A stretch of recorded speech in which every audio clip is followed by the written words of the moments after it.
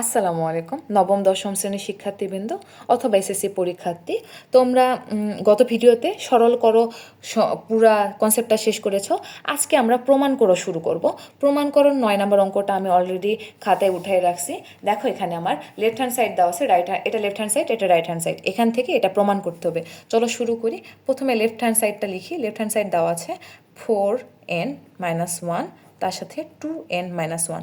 আগের সরল করতে তোমাদের একটা কথা বুঝিয়েছিলাম যে আমার সূচকে নিচে যেটা থাকবে সেটা আমাকে রিমুভ করতে হবে। সবসময় আমার মান কি অ্যাকসেপ্ট হবে? সংখ্যা অ্যাকসেপ্ট হবে, এরকম কখনো অ্যাকসেপ্ট হবে না। তাহলে এমন কিছু করতে হবে যাতে 2n-1 কাটা যায়। তাহলে কীভাবে কাটা যেতে পারে? দেখো, 4কে আমরা ভাঙতে পারি। 4কে ভেঙে কি করতে পারি? 2 স্কোয়ার করতে পারি। এই এনটাকে ভিতরে দিলাম, স্কোয়ারটাকে বাইরে দিলাম। দেখো তুমি যদি এখানে লিখো 2 স্কোয়ার n, তাহলেও তুমি লিখতে পারবা 2n, আবার অথবা যদি আমি লিখছি যেটা 2n2, তাহলে আমার হয়ে যায় 2n। অর্থাৎ আমি এভাবেও লিখতে পারি, এভাবেও লিখতে পারি। আমি সূত্র ফেলার তাগিদে আমি এনটাকে ভিতরে রাখছি, 2টাকে বাইরে করেছি। দুইটাই উপরে গুণ আছে, যেভাবেই রাখি 2কে ভিতরে রাখি, এনকে বাইরে রাখি, শেষে 2^2n হবে। -1 ছিল, -1 দিই। এখানে দেখো 2n-1। এখন দেখো এখানে a স্কোয়ার মাইনাস বি স্কোয়ারের সূত্র খুব সহজে আমি অ্যাপ্লাই করতে পারি। তাহলে a স্কোয়ার মাইনাস বি স্কোয়ারের সূত্র কী হবে? 2n-1, 2n+1। এই জন্যই আমি এনটাকে ভিতরে রেখে স্কোয়ারটাকে বাইরে বের করে দিছিলাম। তাহলে 2n-1। দেখো 2n-1 আর 2n-1 কাটা যায়, তাহলে আমার থাকে 2n+1। এটাই আমার ছিল রাইট হ্যান্ড সাইড। তাহলে লেফট হ্যান্ড সাইড সমান আমার রাইট হ্যান্ড সাইড, প্রমাণিত। এটাই প্রুফড, এটাই আমাকে দেখাইতে বলছে। এখন আমরা 10 নাম্বারটা করব। 10 নাম্বারে দেখো আমার লেফট হ্যান্ড সাইড কি দেওয়া ছিল, আমি উঠাই ফেলছি লেফট হ্যান্ড সাইডের মানটা। এবার আমরা সমাধান করার চেষ্টা করব। তোমাদের প্রথমেই বলেছি যে আমাদের বেস সেম করতে হবে। আমার লক্ষ্য বেস সেম করা। এখানে 2 আছে, 3 আছে, 3 আছে, তাহলে আমার কাজ হবে এই সবগুলোকে এমনভাবে বেস করা যাতে 2, 3 হয়। 5কে আমি তো ভাঙতে পারবো না। 5কে কি ভাঙা যায়? যায় না। 5 একটা মৌলিক সংখ্যা, 5কে আমি ভাঙতে পারবো না। কিন্তু দেখো 6কে আমি ভাঙতে পারবো, 3 দুগুণে 6, তাই না? 10কে ভাঙতে পারবো, 5 দুগুণে 10, 3 5-এ 15, 3 দুগুণে 6। তাহলে এই যেই সংখ্যাগুলোকে আমি ভাঙতে পারবো তাদের আমি ভেঙে ফেলি। দেখো কিভাবে ভাঙবো। পরের লাইনটা 2 যা ছিল এখানে কোনো কাজ হবে না, পাওয়ার 2p+1, এটুকের কাজ যা ছিল তাই। 3 2p+q, 5 ভাঙতে পারবো না, তাই p+q হবে। আমি 6কে ভাঙতে পারবো। কিভাবে লিখতে পারবো? 2 গুণ 3, তার সাথে পাওয়ার উপরে p ছিল p। দেখো 6কে শুধু ভেঙেছি 2 গুণ 3-এ। নিচেরটাও আমি সেমভাবে করব। 3p-2, আবার 6কে ভাঙবো। 6কে ভাঙলে 3 দুগুণে 6 হয়, পাওয়ার ছিল 2p+2। 10কে ভাঙবো। 10কে ভাঙলে হয় 5 দুগুণে 10, পাওয়ার ছিল p। ঠিক 15কে ভাঙবো সেমভাবে, 3 5-এ 15, পাওয়ার ছিল কিউ। আমার কাজ শেষ। এখন আমরা একটা সূত্র পড়েছিলাম, সূত্রটা ছিল গুণের সূত্র পড়েছিলাম, এ গুণ বি মনে হয় পড়েছিলাম, তার উপর পাওয়ার ছিল এম। তাহলে আমরা লিখতে পারি AM-BM। অর্থাৎ আলাদা আলাদাভাবে গুণ থাকলে পুরাটার উপর হোল যদি পাওয়ার থাকে সেটা আমরা ভেঙে ভেঙে লিখতে পারবো। ঠিক এখানেও আমরা তাই করব। দেখো পরের লাইনটা দেখো, 2 যা ছিল তাই, 2p+1, 3 সাথেও 2p+q, আমার 5-এ যা ছিল তাই, p+q কাজ করতেছি না, আমি এখানে পাওয়ারগুলো সেপারেট করে লিখব। তাহলে 2-এর উপর p, 3-এর উপর p। বুঝছো? এই যে পাওয়ারটা একবার এর সাথে একবার ওর সাথে লিখলাম। সেমভাবে নিচেও করব।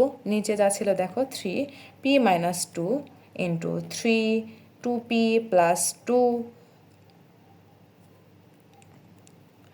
2p+2 into 2 into 2p+2। দেখো 3-র সাথে একবার 2p+2, 2-এর সাথে একবার 2p+2 সেপারেট হয়ে যাচ্ছে। ঠিক 5-এর সাথেও তাই করব। Into 5 into p into 2 into p। তারপর দেখো 3 ইন্টু q ইন্টু 5 পাওয়ার q। আমার সব কাজ করা শেষ। এখন আমি চাইবো বেসগুলা যাতে একটু সাজাই লিখি, না লিখলেও হবে, সাজাই লেখার ফলে তোমাদের বুঝতে সুবিধা হবে, তাই আমি দিলাম। দেখো 2 × 2p + 1, এই লাইন না করে পরবর্তীতে লাইনেও চলে যেতে পারো, বাট এটা সুবিধা হয়। 2 পাওয়ারগুলো আমি একসাথে লিখতেছি। তারপর দেখো 3 একসাথে লিখলাম, 2p + q, এখানে 3p, তার সাথে 5p + q। পরের লাইনে দেখো দুইগুলো এক পাশে লিখি, 2 × 2p + 2, 2p, 2 লেখা শেষ। এবার 3 লিখি, 3 পাওয়ার p - 2, 3 পাওয়ার 2p + 2, আর একটা 3 আছে, 3 পাওয়ার q, এখানে 5p আর একটা 5q। এখন বেস সেম হইলে পাওয়ারগুলা কি হয়, যোগ হয়।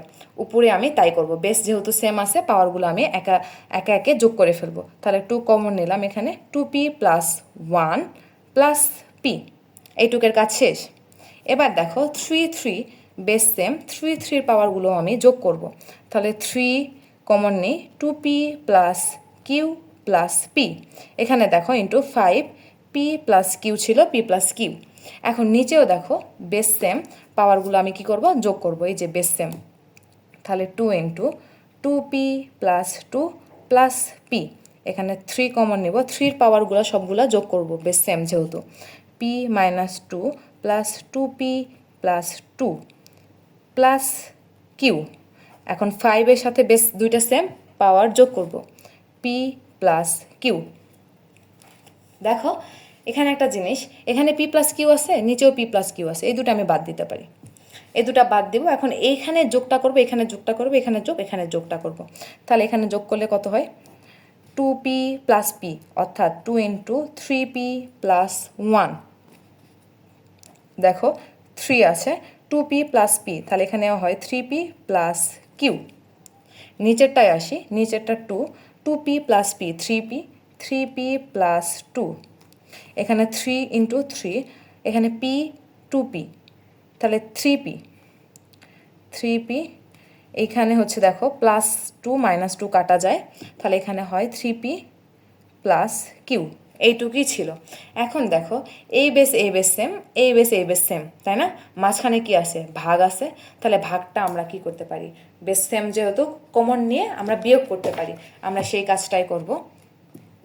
এখানে বেস 2 কমন নিলাম, এখানে 3p + 1 বিয়োগ করব 3p - 2, এখানে মাঝে গুণ ছিল, এই যে দেখো মাঝে, সরি, এই যে মাঝে গুণ ছিল, এখন আমরা গুণটা গুণই রাখবো, গুণ রাখবো। এবার 3-র বেসটা আমরা হচ্ছে কি কমন নিয়ে বিয়োগ করে দিব, তাহলে 3p + q - 3p - q। এখন দেখো কি হয়, এখন +3p - 3p কাটা যায়, তাহলে এখানে -2 আছে, আর এখানে হইতেছে +1 আছে, তাহলে -2 + 1 গেলে কত থাকে, -1, এইটুকের কাজ শেষ। এবার 3-তে আসি, 3-তে কি আছে দেখো, p q কাটা যায়, প্লাসে মাইনাসে কাটা যায়, তাহলে 3-র উপর পাওয়ার 0। আমরা জানি এর উপর 0 থাকলে আমরা 1 লিখতে পারি, এর উপর ঋণাত্মক সূচক থাকলে 1/n লিখতে পারি। তাহলে এখানে আমরা 3-র পরিবর্তে 1 লিখতে পারি, এটা কোনো সাবজেক্ট না। 2-এর ক্ষেত্রে কি লিখবো, 1/2, সূচক হয়ে যাবে 1, তাহলে এখানে হয়ে যায় হাফ। আমার কি প্রমাণ করতে বলেছিল, রাইট হ্যান্ড সাইড হাফ, তাহলে লেফট হ্যান্ড সাইড সমান রাইট হ্যান্ড সাইড, এটাই হইতেছে প্রুফড, প্রমাণ করা সম্পূর্ণ।